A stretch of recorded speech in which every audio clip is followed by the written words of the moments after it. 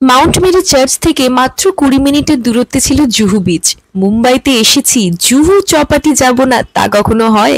তাই ঝট করে cab book করে আমরা সোজা চলে এসেছি জুহু বিচে। জুহু বিচ হোক আর পুরীর বিচ হোক, ভুট্টা ভাজা আমরা সবাই খেতে ভালোবাসি। তাই এসে না এসেই মামুনিকে একটা সুন্দর জায়গায় বসিয়ে চলে এলাম ভুট্টা কিনতে। সবার জন্য কিন্তু একটা করে ভুট্টা, কেউ ভাগাভাগি করতে রাজি নয়। তো জুহু বিচে বসে আমরা ভুট্টা ভাজা খেলাম। আমি অবশ্য এক কাপ চাও খেয়েছি। আর এখানে দেখছি সবাই খুব মেহেন্দি করছে, তাই আমারও একটু শখ হলো যে একটু হাতে মেহেন্দি করি। বাপরে বাপ, যা দাম বললো শুনে আমি কিছুক্ষণ চুপ করে বসেছিলাম।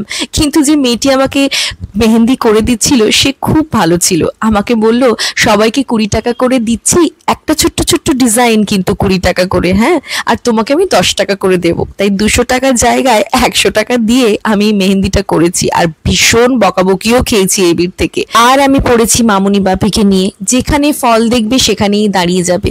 তো এখানে দাঁড়িয়ে দাঁড়িয়ে কত দাম দিয়ে শশা আর পেয়ারা কিনলো সে আর বলার কথা নয়। যাই হোক, একটা পেয়ারা তৎক্ষণাৎই কেটে আমরা সবাই মিলে খেয়ে ফেললাম। সত্যি খুব ভালো ছিল খেতে।